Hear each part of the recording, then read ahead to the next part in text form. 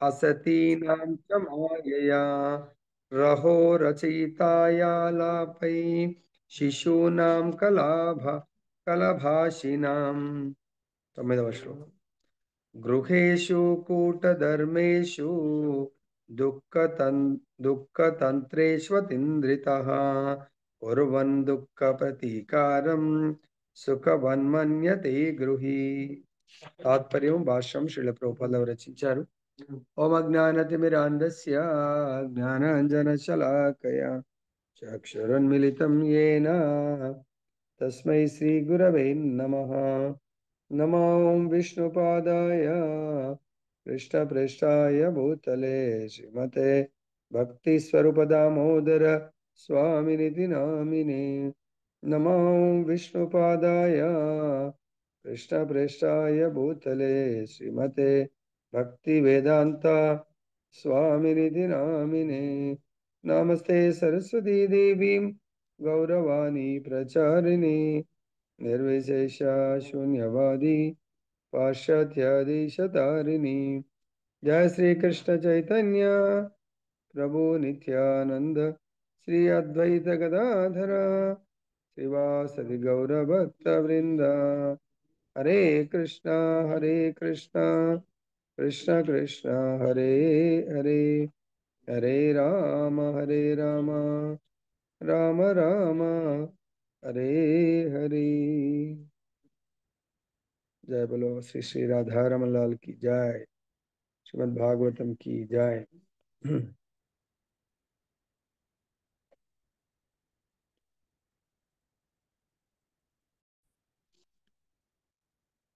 ఈరోజు మనం నేర్చుకోబోతున్నటువంటి సబ్జెక్ట్ ఏంటంటే గృహస్థ జీవితము, గృహమేది జీవితము. ఈ యొక్క గృహస్థుల యొక్క లక్షణాలు ఏంటి, గృహమేదుల యొక్క లక్షణాలు ఏంటి. సో భగవంతుడు ఈ యొక్క సొసైటీని 4 ఆశ్రమాలుగా విభజించారు.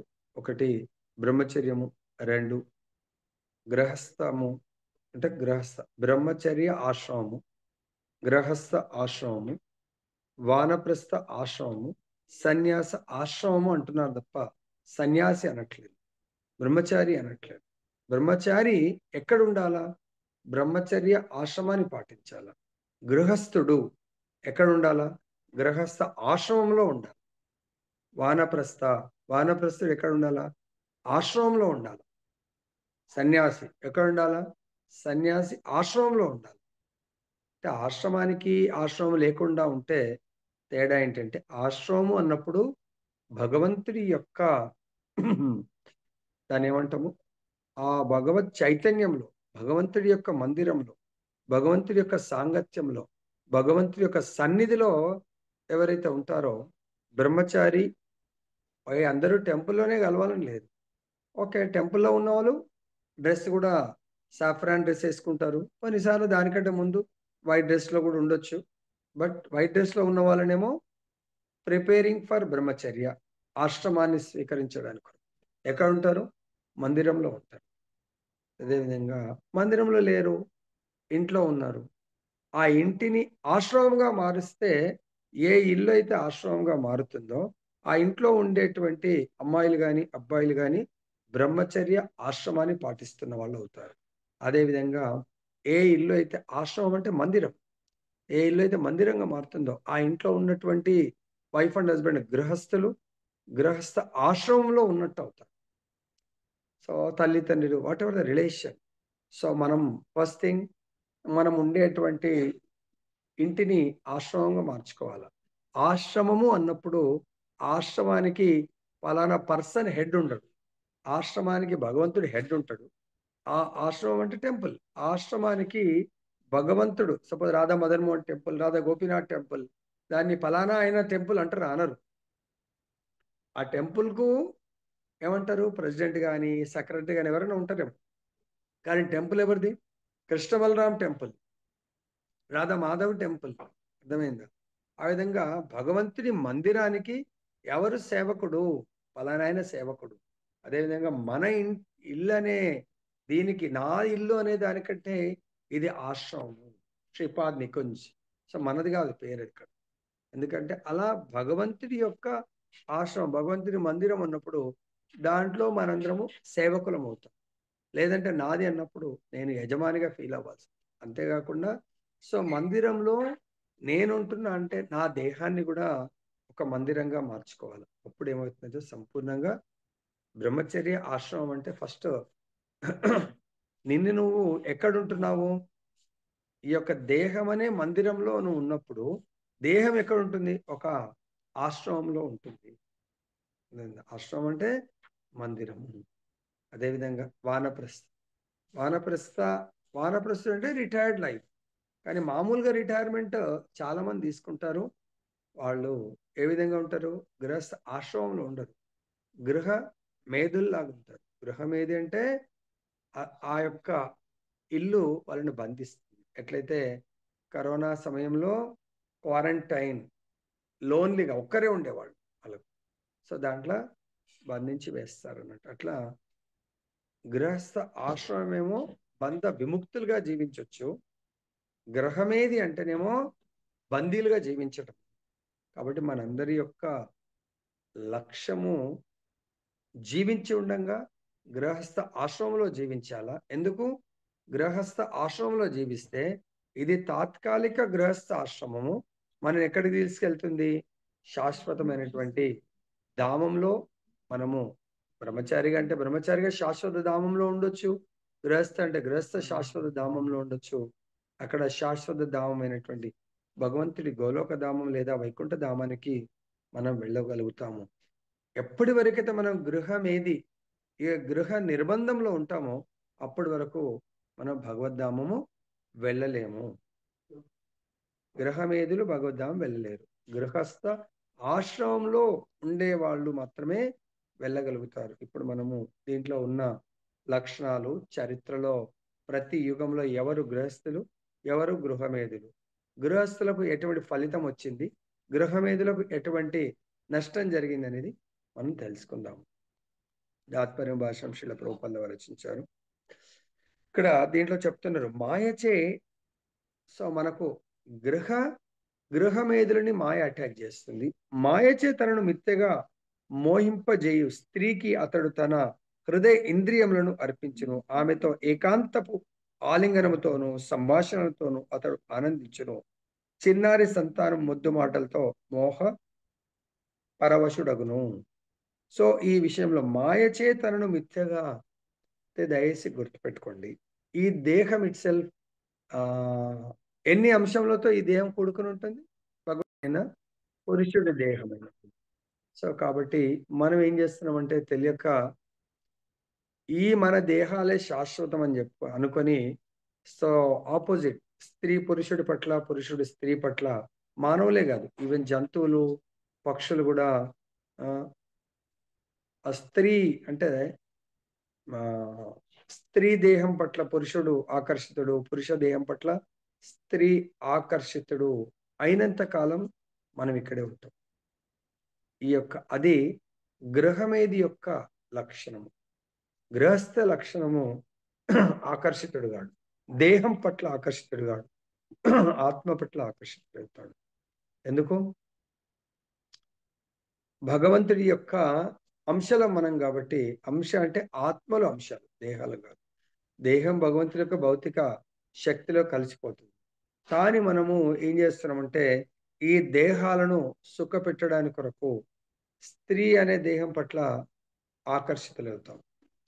సో పురుషుడు అనే దేహం పట్ల స్త్రీలు ఆకర్షితులై మనకు భగవంతుడు ఇచ్చినటువంటి విలువైన సమయాన్ని పట్టిగా అంటే ఈ దేహాన్ని పొగడ్తలలో స్పెషల్లీ యూత్ అమ్మాయి పట్ల అబ్బాయి పెళ్లి కంటే ముందు ఏదో వాళ్ళ యొక్క బాహ్య రూపాన్ని చూసి చాలా ఆకర్షితులవుతారు. ఆకర్షితులై వాళ్ళు లవ్ అనే పేరుతో ఎంతో సమయాన్ని వేస్ట్ చేస్తారు. ఈరోజు లవ్ జిహాద్ అనే దాంట్లో పాపం వాళ్ళ జీవితాన్నే సర్వనాశనం చేసుకుంటున్నారు.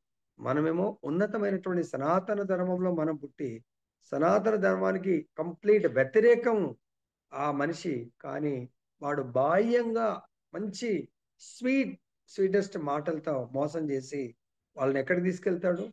ఎన్నో వందల వేల జన్మల కింద నువ్వు ఆ జన్మ ఎత్తావో తెలియదు. అక్కడికి బ్యాగ్ తీసుకొని వెళ్ళిపోతాడు మనని. కానీ ఇది ఒకవేళ వింటే కేవలం అట్రాక్షన్, దేహం అట్రాక్షన్. ఒకసారి ఒకతను ఇలానే ఒక అమ్మాయిని చాలా ప్రేమిస్తాడంట. ప్రేమిస్తే గుర్తుపెట్టుకోండి, ఇక్కడ ఏముంది? మాయేసే తనను మిథ్యగా మోహింపజేసే స్త్రీకి అతడు తన హృదయ ఇంద్రియములను అర్పిస్తాడు. ఐ లాస్ట్ మై హార్ట్, నా యొక్క హృదయాన్ని నీకు ఇచ్చేసాను. అంటది ఓకే, నా హృదయాన్ని కూడా నీకు ఇచ్చేసాను. నిజంగా మన హృదయం ఎక్కడ ఆ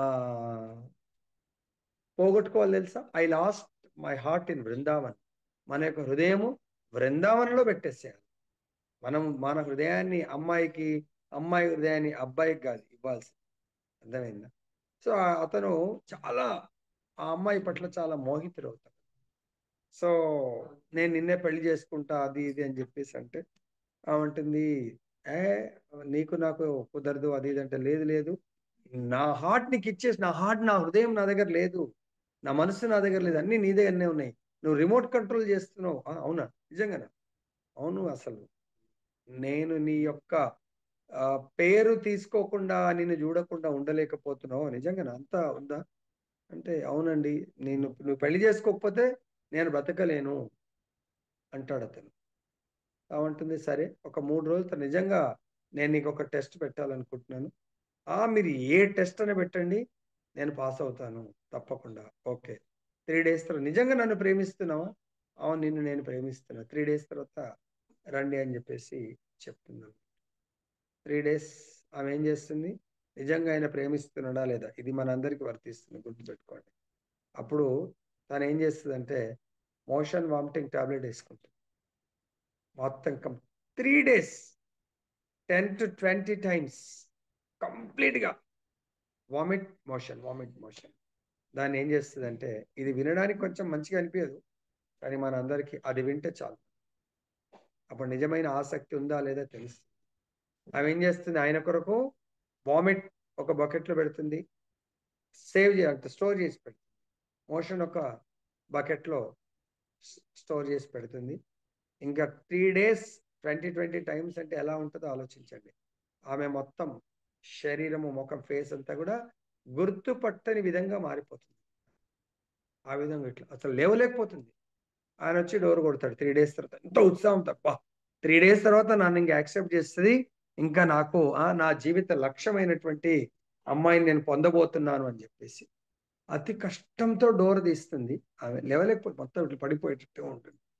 డోర్ తీస్తే ఆయన ఎంతో ఉత్సాహంతో, ఆనందంతో నా గురించి మంచిగా తయారై ఉండొచ్చు అని చెప్పేసి వస్తాడు. వచ్చి ఆ అమ్మాయి పేరు అడిగి, ఎక్కడుంది అమ్మాయి, ఎక్కడుంది అంటే, నేనే ఆ అమ్మాయిని అంటే, లే లే లే లే, మీరు కాదు అమ్మాయి, నాకు ఆ అమ్మాయి కావాలా. అరే నేనేనండి చూడండి అంటే, నేనే అండి చూడండి, లేదు లేదు మీరు అబద్ధం చెప్తున్నారు, ఆమెను ఎక్కడో దాచేశారు మీరు, సో ఆ అమ్మాయి కావాలి నాకు. ఏ అమ్మాయి అంటే పలానా ఆమె, నేనే అండి చూడండి చక్కగా అని అసలు ఆమెను పట్టించుకోవట్లేదు. ఓహో, ఆమెను దాచేసినంట, నిజంగానే దాచేసాను చూడని ఆ 2 బకెట్లు చూపిస్తుంది. ఇదేంటండి ఇలా చూపిస్తున్నాను? అవునండి, 3 డేస్కి ముందు ఆ 2 బకెట్లు నా లోపల ఉండే, 3 డేస్ తర్వాత నా లోపల నుంచి ఆ లిక్విడ్ అంతా అలా వెళ్ళిపోయింది, ఇప్పుడు నేనున్నాను. ఆయనకు బ్రెయిన్ మొత్తం వాష్ అయిపోతుంది. అదే అండి నా లోపల ఉన్న ఈ బ్యూటీ, స్త్రీ లోపలైనా పురుషుల లోపల బ్యూటీ అదే అన్నట్టు.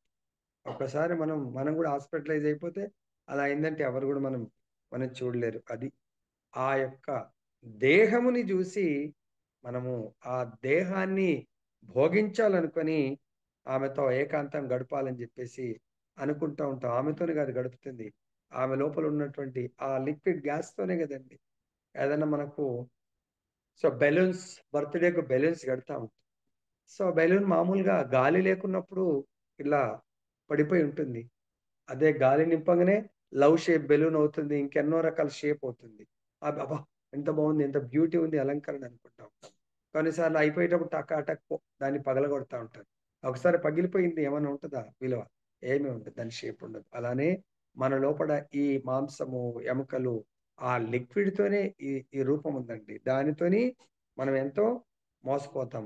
ఆమెతో మళ్ళా చిన్నారి మాటలు, ఆ ముద్దు ముద్దు మాటలకు మన టైం అంతా దాంట్లోనే గడిపేస్తూ ఉంటాం. ఇది గృహమేది జీవితము. గృహస్థ జీవితము అంటే మరి ప్రభుజీ మరి పెళ్లి చేసుకోవద్దా ప్రభుజీ? సో పెళ్లి చేసుకోవాలా. పెళ్లి దేని కొరకు చేసుకోవాలా? మనం అందరం కూడా ఇద్దరి ఆత్మల కలయిక ద్వారా, శరీరం కాదు ఇక్కడ ముఖ్యం కలవాల్సింది, ఆత్మ కలయిక ద్వారా. నిన్న ఒక ప్రభుజీ చాలా అద్భుతమైన ప్రశ్న అడిగారు. పిశాచి, అలా ప్రభుజీ ఇప్పుడు క్లాస్లో ఉన్నాడో లేదో తెలియదు, ప్రశీల్ ప్రభుజీ అనుకుంటా. పిశాచి జీవితం ఎంతో మందికి ఆత్మలకు దేహము పాపం దేహం నుంచి వెయిట్ చేస్తూ ఉంటారు. మరి కొన్ని తామసిక దేహాలు ఉంటాయి, అంటే తామసిక ఆత్మలు, వాళ్ళు తామసిక దేహాన్ని కోరుకోవడానికి ఎవరైనా ఇస్తారేమో అని రెడీగా ఉంటారు. కొన్ని రాజసిక ఆత్మలు, ఇలా కాంబినేషన్, తమో రజో, ఆ, ఈ మూడిటి కాంబినేషన్ తో కూడుకున్నటువంటి ఆత్మలు ఆ దేహాన్ని కోరుకుంటా ఉంటాయి. సో మనం ఒకవేళ తామసిక పెళ్లి చేసుకున్నాము, తామసికం అంటే ఈ భోగము, రాజసికము సృష్టించడం రాజసికము. అంటే నేను సుఖాన్ని, మైథున సుఖాన్ని అనుభవించడానికి కొరకే పెళ్లి చేసుకుంటే మనకు రెడీగా ఉంటారు. మనని అష్ట కష్టాలు పెట్టడానికి కొరకు, మన పూర్వ కర్మలని మనని అనుభవింపజేయడానికి కొరకు రెడీగా ఉంటారంట. ఎవరు? ఆత్మలు. ఎందుకంటే మనకు రుణానుబంధం ఉంది. నాతో ఒక 10 లైఫ్స్ ముందు నేను అప్పుడు ఆ నేను కొడుకుగా ఉండే నా తండ్రిని చాలా ఏడిపించాను. ఆయన ఏడుస్తూ ఏడుస్తూ చనిపోయాడు. వీడిని ఇట్లా వదిలిపెట్ట నేను. వీనికి పదింతలు వీడిని ఇబ్బంది పెట్టాలని ఆయన చనిపోతాడంట. ఇంకొకడిని నేను ఒక సోదరుడిలాగా 15 జన్మలకు అట్లా ఎన్నో రకాలుగా వీడిని ఇబ్బంది పెట్టాలని చెప్పేసి మనం ఎంతో మందితో బిజినెస్ లో కానీ ఎన్నో రకాలుగా పాపాలు చేశాం మనం తెలియకుండా. ఎందుకు? నా ఇంద్రియ భోగం కొరకు, నా ఫ్యామిలీ సుఖం కొరకు నేను ఎంతో మందిని హింసించి ఉంటాను. వాళ్ళందరూ చనిపోతూ చనిపోతూ నా పైన ప్రతీకారం కొరకు తీర్చుకోవాలని వాళ్ళు చనిపోతారు. ఆ ఆత్మలని వెయిటింగ్ లో ఉంటాయని చూస్తాం మనం. మాయారాజ్యం నందలి కుటుంబ జీవనము నిత్యుడగు జీవునికి కారాగారం వంటిది. కారాగారం నందు ఖైదీ ఇనుప సంఖ్యలతో బంధింపబడి ఉండును. అదేవిధంగా బద్ధజీవుడు స్త్రీ యొక్క ఆకర్షణీయమగు సౌందర్యము, ఆమె ఏకాంతపు ఆలింగనములు మరియు ప్రేమ పలుకులు, చిన్నారుల ముద్దు మాటలు అను వానిచే బంధింపబడి ఉండును. ఆ విధంగా అతడు తన నిజమైన ఉనికిని మరచును. స్త్రీ ప్రేమ కేవలము పురుషుని మనస్సును కలత పెట్టుటకు మాత్రమే అని ఈ శ్లోకమందలి స్త్రీనాం అసతీనాం అని అను పద సమూహము సూచిస్తుంది. నిజమునకు ఈ భౌతిక జగమునందు ప్రేమ అనునది లేనే లేదు.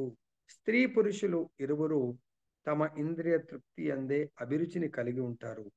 తన ఇంద్రియ సంతృప్తి కొరకు స్త్రీ మాయా ప్రేమను సృష్టించగా, పురుషుడు ఆ మిథ్యా ప్రేమచే మోహితుడై తన కర్తవ్యమును మరచును. అట్టి కలయిక ఫలితంగా సంతానము కలిగినప్పుడు ఆ చిన్నారుల ముద్దు మాటలు తదుపరి ఆకర్షణ కాగలదు.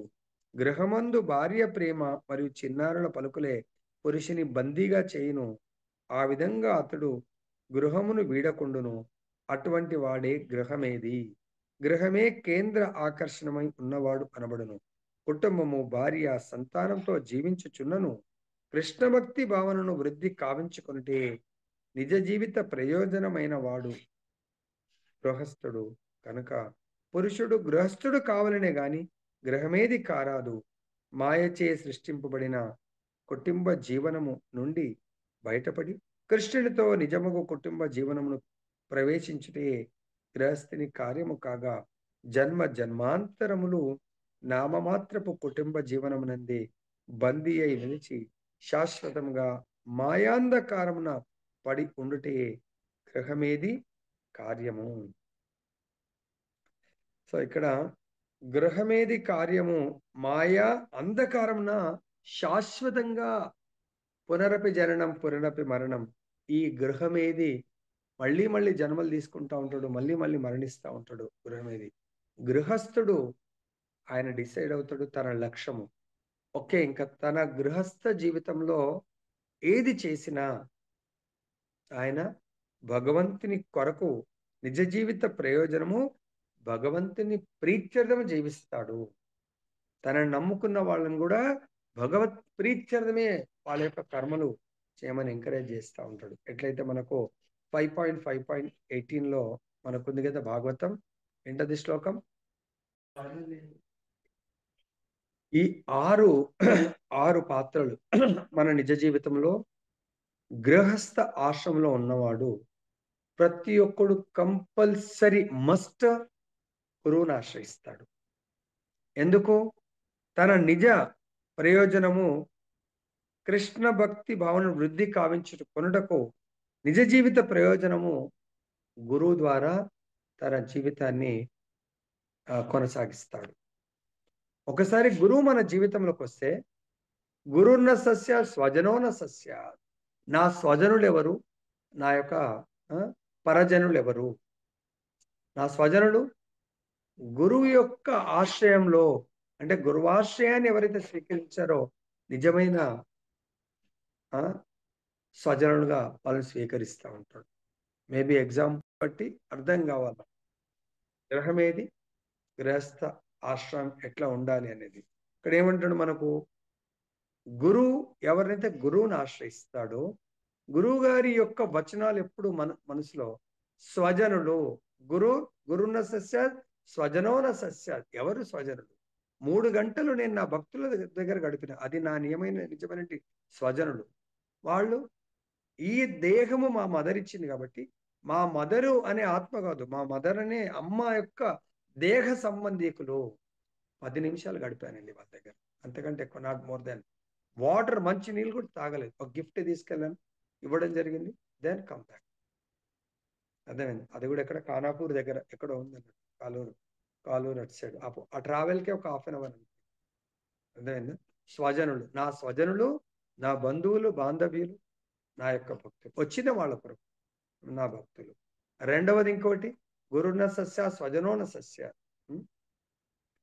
తర్వాత పితాన సస్యాత్ జననీన సస్యాత్. నాకు నిజమైనటువంటి తల్లి తండ్రి ఎవరు? ఆ దేవదేవుడు భగవంతుడు నా యొక్క నిజమైనటువంటి తల్లి తండ్రి. ఒకవేళ రోజు నాకు జన్మనిచ్చినటువంటి తల్లి తండ్రి కాదా అని అనుకుంటే, మీరు ఒకవేళ భగవంతుడు ఆ జన్మనిచ్చినటువంటి తల్లి తండ్రిని కూడా మీకు ఎవరు ప్రసాదించారు? ఆ భగవంతుడి కృప ఉంటేనే మీరు వాళ్ళ యొక్క, మీరు అనే ఆత్మని భగవంతుడు తండ్రి ద్వారా తల్లి గర్భంలో ఎంటర్ చేసి ఉంటాడు. లేకుంటే అక్కడ ఎంతో మంది ఆత్మలకు జన్మ లేక వాళ్ళు పాపం వెయిటింగ్ లో ఉంటారు. You are in queue, you are in waiting list. అర్థమైందా? సో కాబట్టి నేను నా యొక్క నిజమైనటువంటి తండ్రే మనకు పోస్టింగ్ చేస్తాడు. అహం బీజ ప్రదాత. మనం అనుకుంటాం ఈరోజు, ఆహా నేను సుందరానంద దాస్, నేను పలానా అని అనుకుంటున్నారేమో. మీ పలానా అనే దానికి ఎవరిచ్చారు మీకు ఆ పోస్ట్? ఆ భగవంతుడు ఇవ్వడం జరిగింది. అర్థమైందా? పితాన. సో కాబట్టి నేను ఇప్పుడు నాకు ఒక తల్లిదండ్రి ఉండే, ప్లస్ నేను కూడా తండ్రిని అయ్యాను. నేను ఈ తండ్రిని అవ్వడానికి కారణం ఆ యొక్క పరం పిత, ఆ భగవంతుడి తండ్రి. కాబట్టి నన్ను ఆయన ప్రతినిధిలాగా మారడానికి కొరకు, ఇతర ఆత్మలకు దేహము ప్రసాదించడానికి కొరకు భగవంతుడు ఆ యొక్క సేవని నాకు ప్రసాదించాడు. నేను తండ్రిని కాదు. అర్థమైందా? తండ్రి భగవంతుడు. ఎందుకు? ఈ దేహము భగవంతుడిదే. ఈ దేహము ద్వారానే కదా ఇంకొక తల్లి దేహములో గర్భం అనే godown. So it is nothing but స్త్రీ యొక్క గర్భము ఒక గోడౌన్ అనుకోవచ్చు. ఆ గోడౌన్ లో ఇవాళ రేపు మనకు టెస్ట్ ట్యూబ్ బేబీస్ కూడా చేస్తున్నారు కదా, మేల్ ఫీమేల్ ఇవి అవి ఎక్స్ వై అవి వాటిని దాన్ని ఏమంటారు, వాటిని డెవలప్. చూడండి, తల్లి గర్భం లాగా ఒక అట్మాస్ఫియర్ కల్పించి ఒక బేబీని కూడా తయారు చేస్తున్నారు. వాటర్ మీరేం గొప్పతనం చెప్పండి? ఇప్పుడు తల్లులు ఏమైనా గొప్పనా?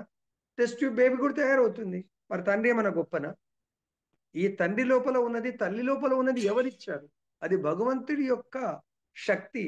ఆ శక్తిని బయటకు తీసి డాక్టర్లు ఒక జీవిని తయారు చేస్తా ఉన్నారు. కాబట్టి మరి అలా తయారైన జీవికి ఎవరు తండ్రి, ఎవరు తల్లి? సో ఏం ఎఫెక్షన్ ఉంటుంది. కాబట్టి నాకు ఈ అర్హత, నా లోపల ఈ ఒక జీవిని తీసుకురావడానికి శక్తిని ఎవరిస్తున్నారు? ఆ భగవంతుడు ప్రసాదిస్తున్నాడు. కాబట్టి నా డ్యూటీ ఇక్కడ ఇప్పుడు మనం కూడా ఇప్పుడు డాక్టర్స్ ఉంటారు, ఎంతో మందికి సర్జరీ చేసి ఆ గర్భంలోంచి తీస్తూ ఉంటారు, వాళ్ళ డ్యూటీ కదా. సో కానీ ఆ గర్భంలో ఆ ఆత్మ ఎంటర్ కావడానికి ఎవరు? ఎలా అయితే గర్భంలో ఉన్న జీవిని డాక్టర్ తీస్తే ఆ డాక్టర్ తల్లి అవుతుందా? కాదు కదా. సో కాబట్టి మనందరం కూడా ఆ భగవంతుడు ఒక జీవిని ఎంటర్ చేస్తున్నాడు, మనము ఒక ఇన్స్ట్రుమెంట్ లాగా మనం అర్థం చేసుకోవాలి. కాబట్టి ఇక్కడ మనము ఒక అమ్మాయి పట్ల అబ్బాయి పట్ల ఈ దేహం పట్ల మనం ఆకర్షితులు అయ్యామనుకొని వాళ్ళ ద్వారా వచ్చినటువంటి చిన్నారులకు మనము ఆకర్షితులమవుతే మనం ఏం ఫీల్ అవ్వాలంటే, నేను భగవంతుడి యొక్క ఇప్పుడు డాక్టర్స్ ఎంతో మందికి రోజు సర్జరీ చేస్తారు. ఆ సర్జరీ చేసిన ఆ పిల్లల పట్ల వాళ్ళకేమన్నా మమకారం, మోహం ఉంటుందా? ఉండదు. వాళ్ళని ఏమంటారు? ఈ సర్జరీ చేసే డాక్టర్లని ఏ డిపార్ట్మెంట్ ప్రభు ఏమంటారు? గైనకాలజీ. గైనకాలజిస్ట్. గైనకాలజిస్ట్. సో ఆ మాతాజీ ఇప్పుడు ఎంతో మంది సర్జరీ చేసి ఆమె జీవితంలో 20-30 ఏళ్లలో ఎంతమంది పిల్లల్ని డెలివరీ చేసింది. మరి అంతమంది పిల్లల పట్ల ఏమైనా ఆకర్షణ ఉంటుందా? ఉండదు. తన గర్భంలోంచి వచ్చిన బిడ్డ పట్ల ఆకర్షణ ఉంది. ఎందుకు? మరి నేను మోసి కన్నాను కదా. సో కానీ ఇక్కడ మనం కాదు. అట్లనే ఎలా అయితే మీరు డెలివరీ చేసి తీశారో, ఇది నా గర్భం నుంచి వచ్చిన వాళ్ళు కూడా నా యొక్క గొప్పతనం కాదు. ఈ గర్భం అన్ని కూడా ఇచ్చింది ఎవరు? భగవంతుడు. కాబట్టి మనము ఆ భగవంతుడు ఇచ్చాడు కాబట్టి భగవంతుడి పట్ల మోహితులం కావాలా? ఆయన నాకు ఈ ఫెసిలిటీ ఇచ్చాడు కాబట్టి మనం ఆయన పట్ల మోహితం, ఆకర్షితులమైతే మనము గృహస్థలం అవుతాము. ఈ యొక్క గ్రాటిట్యూడ్, దీనికి అంతటికి కారణం భగవంతుడు. కాబట్టి భగవంతుడు ఇచ్చాడు, భగవంతుడు డెలివరీ చేశాడు, భగవంతుడే వాళ్ళని పెంచుతా ఉన్నాడు అని మనం ఆ గొప్పతనం అంతా భగవంతుడికి ఎందుకు ఇచ్చాడు భగవంతుడు? ఈ ఫెసిలిటీ అనుకోవచ్చు. సపోజ్ ఏదైనా ఆఫీస్లో పనిచేస్తున్నాం అనుకోండి, ఆఫీస్ వాళ్ళు మనకు బిల్డింగ్ ఇవ్వచ్చు, కార్ ఇవ్వచ్చు, ఇంకెన్నో ఇన్ఫ్రాస్ట్రక్చర్ ఇస్తారు. అలానే భగవంతుడు స్త్రీ అనే దేహాన్ని భగవంతుడు ఇవ్వడం జరిగింది. ఎందుకు? మీరు కోరుకున్నారు. లాస్ట్ లైఫ్లో ఫలానా ఆయనకు నేను వైఫ్గా ఉండాలి అనుకుంటే ఆయన పురుష దేహం వస్తుంది, మనకు స్త్రీ దేహం వస్తుంది. మళ్ళీ మాకిద్దరికి కలిపి ఫలానోళ్ళే జన్మజన్మలకు ఇతని లాంటి కుమారుడు కావాలా? మనం కోరుకోవాల్సింది భగవంతుని కుమారుడిగా కోరుకోండి. సపోజ్ ఎవరు? సేమ్ గృహస్థ ఆశ్రమాన్ని మనం ఇప్పుడు చదువుతుంది, బోధిస్తుంది కపిల భగవానుడు. ఆయన యొక్క తల్లి తండ్రి ఆయన ఎవరు బోధిస్తున్నాడు? దేవహూతికి బోధిస్తున్నాడు. సో దేవహూతి యొక్క భర్త కర్దమముని 10,000 సంవత్సరాలు బ్రహ్మచర్య ఆశ్రమంలో తపస్సు చేస్తాడు. ఆయన తపస్సు చేసి అప్పుడు భగవంతుడే స్ఫూర్తి, భగవంతుడే జ్ఞానం. ఎందుకంటే ఇటువంటి వాడికే భగవంతుడు అవతరించి జ్ఞానం. కపిల భగవానుడి యొక్క అవతారం ఏంటి? జ్ఞానాన్ని బోధించడానికి కొరకు. మరి ఎవరి గర్భంలో పడితే వాళ్ళు వస్తాడా? భగవంతుడు. కాబట్టి కర్దమ మునిని సెలెక్ట్ చేసుకొని ఆయన లోపల కోరిక ఏంటి? గృహస్థ ఆశ్రమంలో బ్రహ్మచర్య ఆశ్రమం నుంచి గృహస్థ ఆశ్రమంలో ఎంటర్ కావాలనుకుంటాడు. అప్పుడు భగవంతుడు ప్రత్యక్షమై సో కోరుకో కర్దమని అంటే అప్పుడు అరే స్వయం భగవంతుడే నాకు లభ్యమైంది, ఇంకా నాకు ఆశ్రమం ఎందుకు అనుకుంటాడు. అయినా కూడా ఒకసారి ఆ తపస్సు చేసేటప్పుడు అనుకున్నాడు కాబట్టి భగవంతుడు ఆయన కోరికను నీకు గృహస్థ ఆశ్రమానికి తగ్గటువంటి ఆశ్రమంకి తగ్గటువంటి గృహిణి వాళ్ళ అమ్మా నాన్న నీ దగ్గరికి వస్తారు. అంతేకాకుండా మీ గర్భంలో నేను స్వయంగా అవతరించబోతున్నాను అని చెప్పడం ఒకటి. అది అన్నట్టు గృహస్థ ఆశ్రమంలో ఎంటర్ అవ్వకముందు బ్రహ్మచర్యంలో తపస్య. ప్రభుజీ మన అందరం ఆల్రెడీ గృహస్థలం, ఇప్పుడు వింటున్నాం కదా ప్రభుజీ, నో ప్రాబ్లం. ఇప్పుడైనా కూడా మనం చేయవలసింది ఏంటి? భార్య భర్త పట్ల, భర్త భార్య పట్ల ఈ దేహంతో మోహించుకోకండి. ఒకరి పట్ల ఒకరు ఈ దేహ ఆకర్షణకు గురి కాకండి.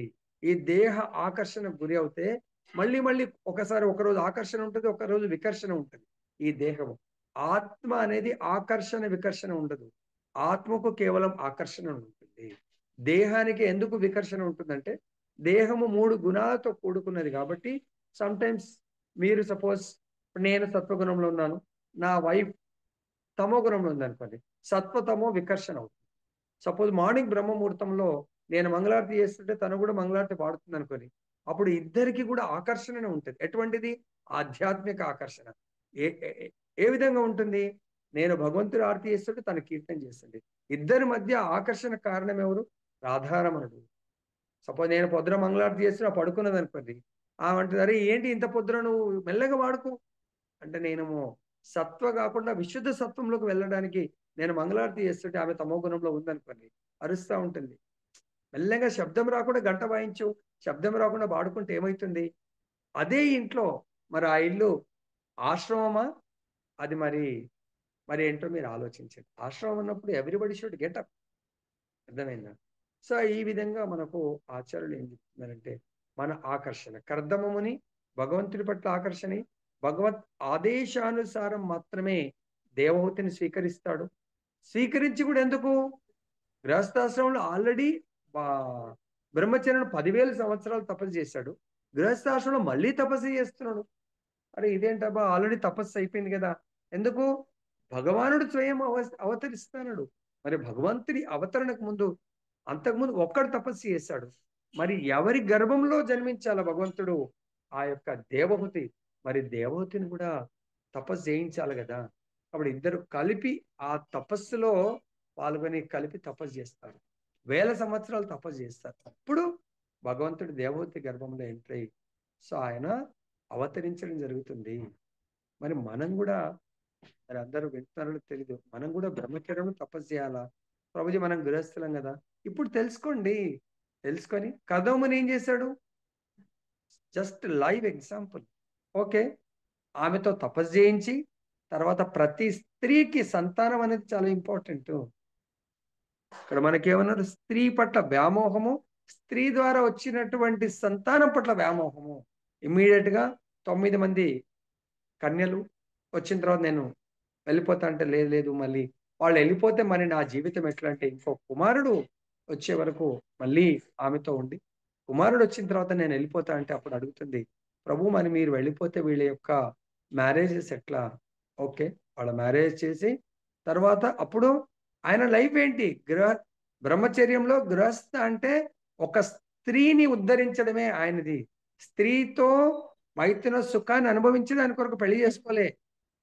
ప్రతి స్త్రీ యొక్క ధర్మము ఖచ్చితంగా ఉత్తమ భర్తని పొందటం.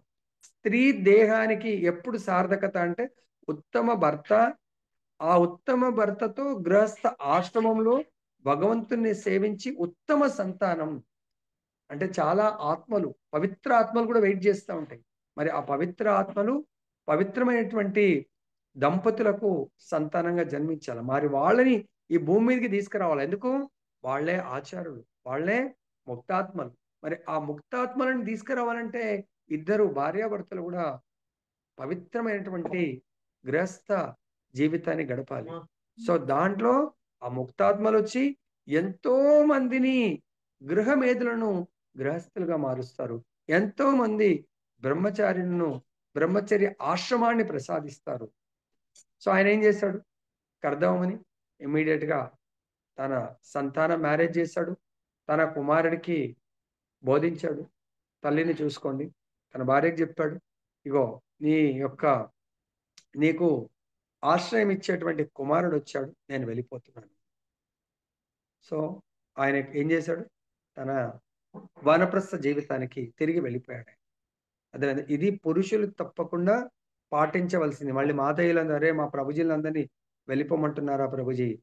మీరు నిజంగా భగవద్ధామం వెళ్ళాలి అనుకుంటే మాత్రం, లేదు ప్రభుజీ మేము గృహమేధుల్లాగా మరలా పునరపి జననం పునరపి మరణం ఇక్కడే మళ్ళీ ఇటువంటి బంధనాలనే చిక్కుకోవాలనుకుంటే it is up to you. ఇది శాస్త్రం చెప్తుంది, కపిల భగవానుడు చెప్తున్నాడు. ప్రతి మాతాజీ, ప్రతి ప్రభుజీని ఎంకరేజ్ చేయండి. భగవంతుడి యొక్క భక్తి మీరు అన్ని సందర్భాల్లో వెళ్ళలేకపోవచ్చు, కొన్ని బాధ్యతలు. ఓకే, ఆ ప్రభుజీ మాకేనా ప్రభుజీ? అందు గురించే కదా ప్రతి మాతాజీకి భగవంతుడు స్పెషల్, దాన్ని ఏమంటారు, స్పెషల్ ఫెసిలిటీ ఇచ్చాడు. ఏంటది? ఏ ఇంట్లో అయితే గృహస్థాశ్రమంలో ప్రభుజీ కంప్లీట్ గా భగవత్ శరణాగతుడై భగవంతుడి సేవ చేస్తూ ఉంటాడో, ఆయన దాంట్లోంచి 50%, మన దాంట్లోంచి కదా సెంట్రల్ గవర్నమెంట్ మన సంపాదనలోంచి income tax automatic deduction, PF automatic, కొన్ని insurance department insurance automatic deduction, loan మనం ఆల్రెడీ రాసిస్తాం ఆటోమేటిక్ డిడక్షన్. అలానే భార్య ఏ భర్తతో అయితే భక్తి చేయిస్తుందో ఆటోమేటిక్ డిడక్షన్, ఆయనకు వచ్చేటువంటి ఆ రోజు భక్తి ద్వారా భక్తి ధనంలోంచి 50% భార్యకు బై డిఫాల్ట్ ఆయన ఎంత ఇవ్వాలనుకున్నా ట్రాన్స్ఫర్ అయ్యి వెళ్ళిపోతుందంట. మరి నిజంగా మీరు చేసే 50 ఆయన చేసే 50 అంటే 100% ఆయన కంటే ముందే మనం భగవద్ధాం వెళ్ళే అవకాశం ఉంటుంది. దాని కొరకన్నా మీరు ఫుల్ ఎంకరేజ్ చేయాలి. అర్థమైందా? లేదు ప్రభుజీ నేను రాకుంటే మీరు వెళ్ళొద్దు ప్రభుజీ. లక్ష్మీ నారాయణుడి దగ్గరికి నువ్వు వెళ్తుంటే ఆ భగవంతుణ్ణి, ఇది ఎప్పుడో కాదు, రీసెంట్ గానే జరిగింది. ఆయన పేరేమో నరసీ మేహతా. అర్థమైందా? నరసీ మేహతా భాగవత్ కథామృతం వింటున్నాడు వారం రోజు. ఏం జరిగింది? ఆయన పెళ్లి ఆయన చేయలేదు, కృష్ణ బలరాములు వచ్చి ఆయన యొక్క కూతురి యొక్క మ్యారేజ్ కృష్ణ బలరాములు చేయడం జరిగింది. ఫెయిత్ ఉండాలి అంత. అర్థమైందా? సపోజ్ మరి రిటైర్మెంట్ ఎప్పుడు తీసుకుంటాం? When you will take retire? Krishna is asking at least complete retirement లేకుంటే కూడా partial, some times you can away from your business. అర్థమైందా ప్రభుజీ? అదే విధంగా మనకు ధృతరాష్ట్రుడు అప్పటికే 150 సంవత్సరాలు, మహాభారత యుద్ధం అయిపోయింది, ఇంకా కూడా గృహమేది జీవితాన్ని గడుపుతున్నాడంట ఆయన. అప్పుడు విదురుడి తీర్థయాత్రకి వెళ్ళొచ్చి ఆయన ధృతరాష్ట్రుడికి జ్ఞానబోధ చేస్తే, ఇంకా నువ్వు నీ జీవితం మొత్తం వాళ్ళని హింసించావు, వాళ్ళని మొత్తం వాళ్ళని ఎప్పుడు కూడా అన్యాయం చేశావు, వాళ్ళ యొక్క రాజ్యాన్ని అన్ని రకాల వాళ్ళకు దాన్ని ఏమంటారు హింసలకు గురి చేశావు. ఇప్పుడు వాళ్ళ యొక్క భిక్ష అంటే వాళ్ళు పెట్టే భిక్ష మీద నువ్వు ఆధారపడి జీవిస్తా ఉన్నావు. ఇంకా ఎంతకాలం జీవించినా ఒకరోజు నువ్వు ఈ శరీరాన్ని వదిలేసే సమయం వస్తుంది. మరి అప్పుడు కూడా నువ్వు ఉద్ధరించుకోకపోతే ఎలా అని చెప్పి జ్ఞానబోధ చేస్తే అప్పుడు వనాలకు వెళ్ళిపోతున్నాయి. అర్థమైందా ప్రభుజీ? సో కాబట్టి మనం మన పర్సనల్ కొరకు వెళ్తా ఉంటాం. కావాల్సింది ఏమన్నాం? గురువు మనము ఆదేశాలను ఎవరైతే పాటిస్తారో, ఇదే బిజినెస్ మనం ఈ ట్రాన్సాక్షన్ లోనే ఒకరోజు మనం శరీరాన్ని కూడా వదిలేయవలసిన అవకాశం వస్తుంది.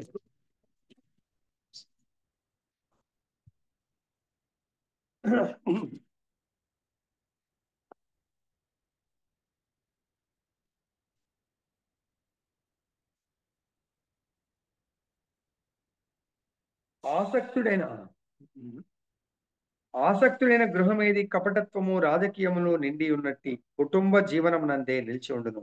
దుఃఖములను పెంచుకొనుచు ఇంద్రియ భోగ కర్మలచే నియంత్రింపబడుచు అతడు తన దుఃఖములకు ప్రతిక్రియలను అనర్చుచును.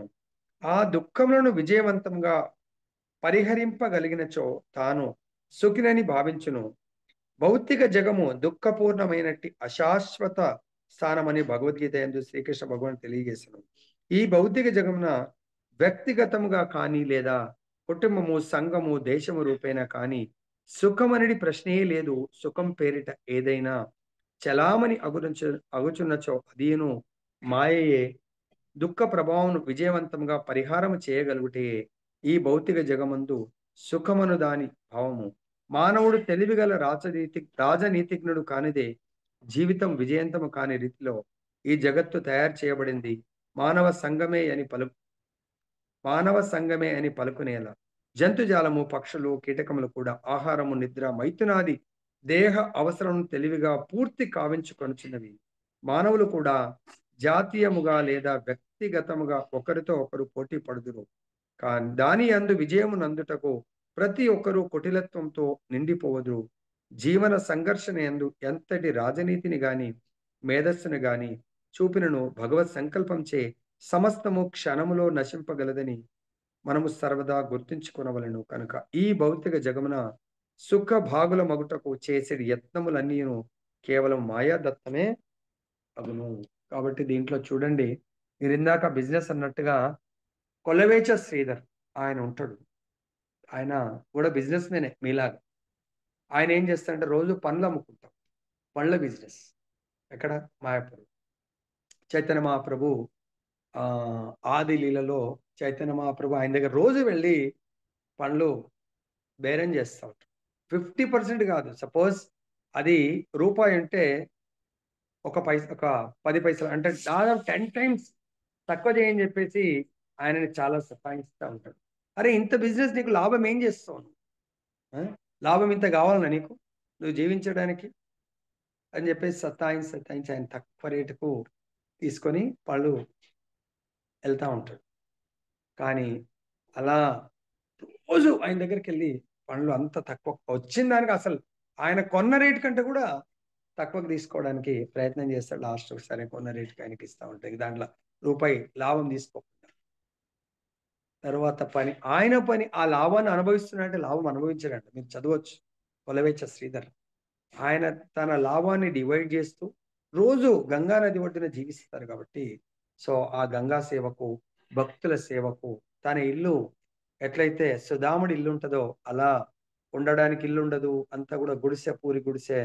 దాంట్లోంచి ఎండాకాలం వెలుతురు, వర్షాకాలం నీళ్లు ఫ్రీగా వస్తూ ఉంటాయి. ఆ గుడిసెలు అంతా గారుతూ ఉంటుంది.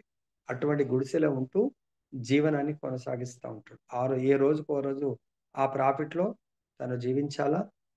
అటువంటి పరిస్థితిలో కూడా ఆయన ఆ లాభంలోంచి 50% గంగాదేవి సేవకు, గంగా సేవకు, భక్తుల సేవకు ఉపయోగిస్తూ ఉంటాడంట. మనం కూడా బిజినెస్ అన్నాం కదా, బిజినెస్ ఎట్లా నడుస్తుంది అని చెప్పేసి ఆయన కూడా చిన్నపాటి బిజినెస్ చేస్తున్నాడు. కానీ ఆయన నిత్య నియమం ప్రకారం అదే చేస్తాం. లాస్ట్కు చైతన్య మహాప్రభు ఇంకా ఆయన ఓల్డ్ ఏజ్ అయిపోయి వెళ్ళిపోయే సమయంలో కొలవేచ శ్రీధర్కు నీకేం కోరిక కావాలా తెలిసిపోయింది స్వయం భగవంతుడని. నీకేం కోరిక కావాలా కోరుకు అని చెప్పేసి అన్నప్పుడు ప్రభు మీరు నిజంగా నా కోరిక నెరవేర్చాలంటే జన్మ జన్మలకు నాకు ఇటువంటి బిజినెస్ ఇవ్వు, ప్లస్ సబ్జెక్ట్ కండిషన్ మీరే వచ్చి నాకు ప్రతిరోజు ఈ విధంగా నా బిజినెస్ యొక్క స్టార్ట్ అంటే మీరు నన్ను ఈ జన్మలో ఏ విధంగా పనులు అడిగడిగి తీసుకున్నారో ప్రతి జన్మలో నాకు ఇటువంటి పరిస్థితి ఉండాలా, ప్లస్ ప్రతి జన్మలో మీ యొక్క కృప ఈ విధంగా నా మీద కురిపించాలా అని చెప్పేసి కోరుకుంటా. అంటే అంత దీన స్థితి ఉండాలా, ప్లస్ ప్రతిరోజు మీరే కొంటుండాలి నా పళ్ళు అని చెప్పేసి కోరుకుంటాడంట. ఉత్తమ జన్మ ఇంకేదో కోరలేదు అంటే దాని మీనింగ్ ఏంది? భగవంతుడి యొక్క సాంగత్యం. ఎటువంటి దీనస్థితి? ఆయన కూడా బిజినెసే. అంత కఠినమైనటువంటి పరిస్థితిలో సగం భగవంతుని సేవిస్తూ ఉంటాడు. అదేవిధంగా భక్తి వినోద్ ఠాకూర్ ఆయన కూడా గృహస్థనే మనలాగా. మరి ఆయన ఎటువంటి జీవితం గడిపాడు?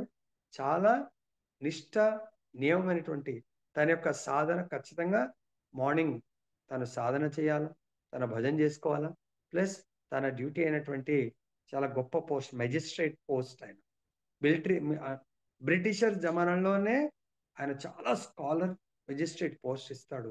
ఇంకా తన భక్తికి అది ఆ పోస్ట్ ఆటంకం అవుతుంది, రెండింటిని న్యాయం చేయలేకపోతున్నాను, నేను రిటైర్మెంట్ తీసుకుంటాను, ఆఫీస్ కూడా నేను రాలేకపోతున్నానంటే బ్రిటిష్ వాళ్ళు తన ఇంటికి మాయాపూర్లో ఉంటుంది, మన మాయాపూర్ పరిక్రమ వస్తుంది, తన ఇంటికి ట్రైన్ వేస్తారు. ఒక కారు ఇవ్వటం కాదు, ట్రైన్లో నువ్వు రా, ఆయన పేరు దత్తా. సో మీరు రండి డ్యూటీకి, మీరు మాత్రం రిజైన్ చేయొద్దు అని చెప్పేసి వేడుకుంటాం. సో గృహస్థ జీవితము అంటే ఒక ఆదర్శవంతమైనటువంటి జీవితాన్ని గడపాలి. ఆయనకు తెలుసు ఆయనకు సంతానంలో చాలా మంది గృహస్థులు అంటే వాళ్ళకు భగవంతుడి తన తండ్రి చెప్పిన విధంగా నడుచుకుంటూ కానీ గృహస్థ జీవితాన్ని గడపాలని ఇంట్రెస్ట్ ఉంటుంది. తను ప్రచారం చేయలేకపోతున్నాడు, తన మిగతా కుమారులకు ప్రచారం చేయలేకపోయారు. భగవంతుని జగన్నాథ్పురికి వచ్చిన తర్వాత జగన్నాథుని వేడుకుంటాడు, ఆ విమలాదేవిని వేడుకుంటాడు, అమ్మా నాకు ఒక సంతానాన్ని ప్రసాదించు. ఆ సంతానం కంప్లీట్ గా గృహస్థుడు కాదు, కంప్లీట్ గా బ్రహ్మచర్య ఆశ్రమం తర్వాత సన్యాసాశ్రమాన్ని ఆయనకు ప్రసాదించేటువంటి కుమారుణ్ణి నాకు ప్రసాదించని ఇబ్బంది అంటే విమలాదేవి యొక్క కృప వల్ల మనకు భక్తి వినోద్ ఠాకూర్ సంతానం కలుగుతుంది. అప్పుడు ఆయన పేరే విమల ప్రసాద్, విమలాదేవి యొక్క ప్రసాదం కాబట్టి విమల ప్రసాద్ అని పేరు పెట్టుకుంటాడు.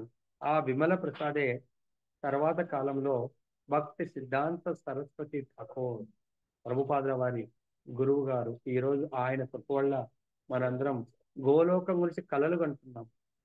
మరి ప్రభుపాదుల వారు కూడా బిజినెస్, ఆయన బిజినెస్ ఝాన్సీలో చేశాడు, గోరఖ్పూర్లో చేశాడు, తర్వాత బాంబేలో చేశాడు, కలకట్టాలో చేశాడు. సో వారణాసి ఎన్నో బిజినెస్ సెంటర్స్ మారుస్తారు. ఎన్నో దగ్గర ఎంతో మంది ఫస్ట్ ఆయన వాళ్ళ నాన్న ఫ్రెండ్ దగ్గర ఈ మెడికల్ మీ ఫీల్డే మెడికల్ ఫీల్డ్ లో పని చేస్తాడు. దాని తర్వాత సొంతంగా మ్యానుఫ్యాక్చరింగ్ ఆయన బిజినెస్ పెట్టుకుంటారు. కానీ ప్రతి దగ్గర కూడా ఎప్పుడైతే 1922లో గురువు నమో చేయేత్ గురుర్న సస్యాత్ గురువు గారి యొక్క ఆ, సాంగత్యం అంటే గురువు గారి యొక్క దర్శనం దొరికిందో, గురువు గారి యొక్క వచనాలు విన్నాడో, ఇంకా ఆ గురువు గారి యొక్క వాణి వపు సేవ అయితే చాలా తక్కువ దొరికేది, ఎక్కడెక్కడ బిజినెస్. కానీ గురువు గారు ఏమన్నారు, ఈ యొక్క భాగవత్ ప్రచారానికి నువ్వు పాశ్చాత్య దేశాలకు వెళ్ళాలా, ఇక్కడ ఉన్నటువంటి తాను స్థాపించినటువంటి ప్రచార కేంద్రాలకు సాయం చేయాలి. ప్రభుపాదుల వారు కూడా బిజినెస్ చేసేవారు, కానీ తన యొక్క కష్టార్జితం బిజినెస్ నుంచి తను ఎక్కడుంటే అక్కడ, వారణాసిలో గౌడీయ మఠం అక్కడ సాయం చేయాలి, కలకట్టాలో ఉంటే కలకత్తా గౌడీయ మఠం, బాంబేలో ఉంటే బాంబేలో తన గురువు గారి యొక్క ఆశ్రమానికి ఖచ్చితంగా. అందరూ అన్ని రకాల సాయం చేయలేరు. తన్ మన్ ధన్, ధనం లేని వాళ్ళు ఈ దేహంతో సాయం చేస్తారు. సో కొంతమంది చాలా ఇంటెలిజెన్స్ ఉంటారు, వాళ్ళు వాళ్ళ బుద్ధితో సాయం చేస్తారు. కొందరు మీలాగా బిజినెస్ లో, మీరు అన్నారు కదా బిజినెస్ చేయాలి, బిజినెస్ చేయాలి, దేని కొరకు చేయాలి బిజినెస్? వైఫ్, చిల్డ్రన్, లేకుంటే బంధువులు, బంధుత్వాలు, సమాజం గురించి కాదు. మన మెయిన్ ఫోకస్ మన యొక్క గురుదేవుల యొక్క భాగవత్ ప్రచారం, భక్తి ప్రచారం గురించి చేయండి బిజినెస్. ఓకే, మన అంబరీష్ ప్రభుజీ కూడా చేస్తున్నాడు. దేని కొరకు చేస్తున్నాడు? తన యొక్క గురుదేవుల యొక్క మిషన్ అయినటువంటి మందిర నిర్మాణం గురించి చేస్తున్నాడు, భగవత్ ప్రచారం గురించి చేస్తున్నాడు. జార్జ్ హరిసన్ కూడా ఏం చేశాడు? తన కర్తవ్యం, భగవంతుడు ఇచ్చినటువంటి తన యొక్క ఆ దాన్ని ఏమంటారు, ఆయన యొక్క గొంతు, ఆ యొక్క పాటలు పాడే కళ ఉంది కాబట్టి దాని ద్వారా ఆయన ఎంతో డబ్బుని గడించి తన గురుదేవుల వారికి చేశాడు. సో అదే మనం చరిత్రలో చూసినట్టు జస్ట్ ఎగ్జాంపుల్స్ ఇచ్చాను. చరిత్రలో సత్యయుగంలో ఒకే ఫ్యామిలీలో ఒకరు గృహమేది, ఒకరు గృహస్థరు. ఎవరు వారు? సత్యయుగంలో ఒకే ఇంట్లో గృహమేది, గృహస్థ. సత్యయుగం హిరణ్యకశ్యపు, ప్రహ్లాదుడు. హిరణ్యకశ్యపు ముల్లోకాలని అనుభవిస్తున్నాడు. గృహమేది మొత్తం ముల్లోకాల యజమాని. అదే ఇంట్లో ప్రహ్లాదుడు పుట్టాడు. గొప్ప బ్రహ్మచారి, గొప్ప గృహస్థుడు ప్రహ్లాదుడు. మరి హిరణ్యకశ్యపు ముల్లోకాల సంపత్తిని అనుభవించాలి, అనుభవించి 3 క్షణాల్లో జీవితం ఎండ్ చేస్తాడు. అదే ప్రహ్లాదుడు గృహస్థ ఆశ్రమంలో జీవించాడు. ఆయన మహాజనుడయ్యాడు. ఆయన ఈరోజు కూడా మహాత్ములలో ఉత్తమ భక్తుల్లో ప్రహ్లాదుడు భక్త శిరోమణి, భక్తాగ్రేసరుడు. ఆయన కూడా జీవించాడు, గృహస్థ ఆశ్రమాన్ని స్వీకరించాడు. అర్థమైందా? నెక్స్ట్ యుగంలో ఒకరు ఒకే ఫ్యామిలీలో ఒకరు గృహస్థుడు, ఒకడు గృహమేది. ఎవరు వాళ్ళు? రావణాసురుడు విభీషణుడు. రావణాసురుడు, విభీషణుడు. రావణాసురుడు ముల్లోకల సంపత్తిని అనుభవిస్తున్నాడు, దేవతలను కూడా గడగడలు ఆడిస్తా ఉన్నాడు. తన యొక్క ఆయన మరి జ్ఞాని కాదా? జ్ఞాని. ఆయన కూడా రావణాసురుడు జ్ఞాని, ధ్యాని. సో ఆ ధ్యానంతోనే ఎంతో బలాన్ని సంపాదించాడు. అదే వంశంలో విభీషణుడు కూడా జీవిస్తా ఉన్నాడు. ఆయన బిజినెస్ ఏంటి? భగవంతుని ప్రసన్నం చేయటం. రావణాసురుడు ముల్లోకాల సంపత్తిని 3 so within no time ఆయన సంపత్తి అంతా కూడా హరించి వేసింది. కానీ విభీషణుడు ఈ రోజు కూడా చిరంజీవిలాగా భగవంతుని సేవిస్తా ఉన్నాడు. ఆయన బిజినెస్ గురించి ఏం పట్టించుకోలేదు. అదేవిధంగా ఇంకొక ఫ్యామిలీలో సుగ్రీవుడు, వాలి ఏమో భోగాన్ని అనుభవించాలనుకున్నాడు. సుగ్రీవుడు భగవంతుని సేవలో భోగాన్ని అనుభవించాలనుకున్నాడు. సుగ్రీవుడికి భగవంతుడు రాజ్యాన్ని ఇచ్చాడు. తన యొక్క సాఖ్య రసం, తన మిత్రులలో భగవంతుడు స్థానాన్ని కల్పించాడు. ఎవరికి? సుగ్రీవుడికి, విభీషణుడికి.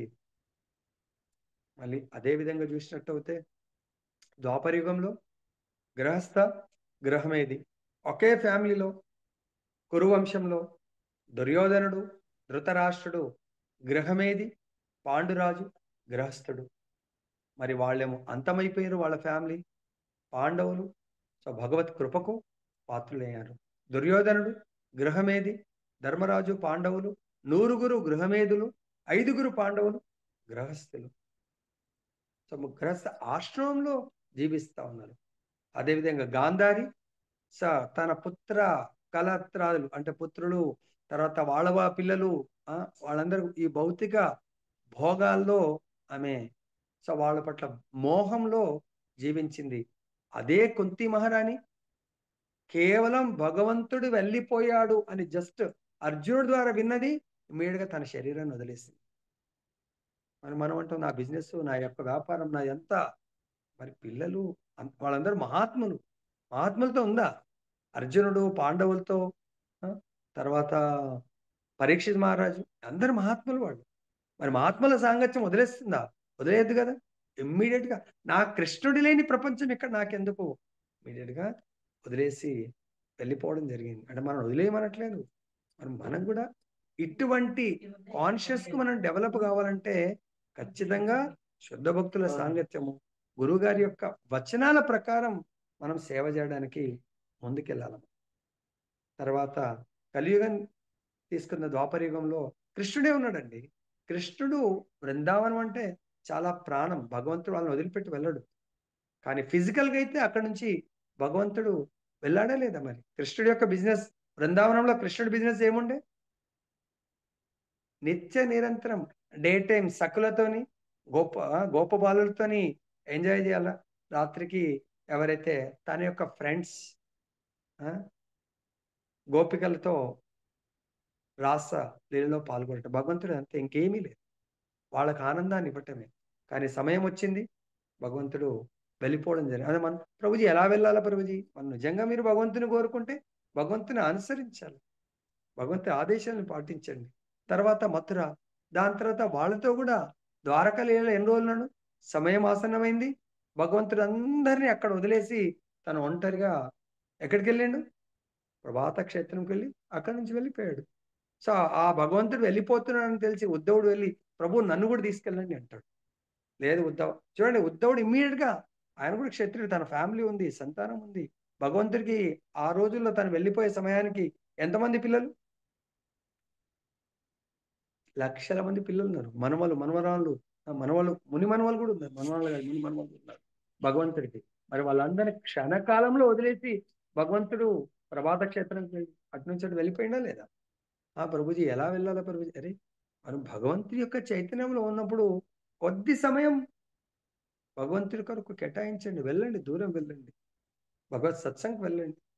అర్థమైందా? సో ఉద్ధవుడికి ఏం ఆదేశం ఇచ్చాడు? నా దగ్గరికి కాదు రావాల్సి, నువ్వు బద్రికాశ్రమం వెళ్ళు అని చెప్తాడు. ఓకే ప్రభు అని చెప్పేసి అందరిని వదిలేసి బద్రికాశ్రమం వెళ్ళాడు. తర్వాత కలియుగంలో ఎవరు వెళ్ళారు? స్వయం అదే భగవంతుడు చైతన్య మహాప్రభు భక్తావతారములు వచ్చినప్పుడు, సో కేవలం తల్లి తండ్రి ఆదేశం వరకు, తండ్రి అయితే లేడు, తల్లి ఆదేశం కొరకు మొదటి భార్య ఎవరు? మొదటి భార్య లక్ష్మీప్రియ. లక్ష్మీప్రియని పెళ్లి చేసుకుంటాడు. మరి ఆ మొదటి భార్య ఎంతకాలం ఉంది? చాలా తక్కువ కాలం ఉంది. లక్ష్మీప్రియ వెళ్ళిపోతుంది. తర్వాత మళ్ళీ తల్లి అడుగుతుంది, రిక్వెస్ట్ చేస్తుంది, మళ్ళీ నెక్స్ట్ భార్యను చేసుకోమంటే విష్ణుప్రియని చేసుకుంటాడు. కానీ తర్వాత కూడా తన యొక్క ధర్మము 24 years, భగవంతుడు చాలా పర్ఫెక్ట్. 24 years తర్వాత తను సన్యాస ఆశ్రమాన్ని తీసుకొని వెళ్ళిపోవడం జరుగుతుంది. అరే మనము 60, 70, 80 సంవత్సరాలు we are not able to move from ఈ యొక్క గృహమేది తత్వం గురించి మనం మూవ్ కాలేకపోతున్నాం. ఎలా మనం చెప్పండి? ఎందుకు కాలేకపోతుంది తెలుసా? మనం భగవతత్వాన్ని ఇంకా అర్థం చేసుకోలేకపోతున్నాం. ప్రభుపాదుల వారు ఏం చేస్తారు? ఆచార్యులు చైతన్య మహాప్రభు ఏం చేస్తారు? తర్వాత చైతన్య మహాప్రభు అనుచరులందరూ షడ్గోస్వామిస్ భగవంతుడి యొక్క ఆదేశాన్ని, చైతన్య మహాప్రభు ఆదేశాన్ని, రూప సనాతన గోస్వాములు, అంత గొప్ప పోస్టులు. మనమైతే షాప్ బంద్ చేయాలంటే మనం ఆలోచిస్తున్నాం. అంత మినిస్టర్స్ వాళ్ళిద్దరు ఇమ్మీడియట్ గా రిజైన్ చేసి రూప గోస్వామిని వదిలిపెట్టండి, సనాతన గోస్వామిని వదిలిపెట్టాడు, జైల్లో పడేస్తాడు. జైల్లోంచి అతి కష్టంతో తప్పించుకొని వెళ్ళిపోతాడు. ఆయన ఇంకా లాభం లేదు. అరే నా జీవితానికి పరమ లక్ష్యం ఏంటి? అది ఇంకా నేను ఈ జన్మలో తీర్చుకోకపోతే ఎప్పటికీ నాది అది తీరదు. ఇంకా నాకు లైఫ్ లో నెక్స్ట్ లైఫ్ ఎలా ఉంటుందో నాకేం తెలుసు? ఈ లైఫ్ లో అయితే నాకు కనబడుతుంది కదా. అర్థమవుతుందా? సో కాబట్టి వాళ్ళు షడ్గోస్వామి మహాప్రభు సేవలో వెళ్ళిపోవడం జరుగుతుంది. తర్వాత ప్రభుజీ షడ్గోస్వామి 500 సంవత్సరాల కింద భక్తి వినోద్ ఠాకూర్ తన కుమారుని సంపూర్ణంగా భగవంతుడికి సమర్పించాడు.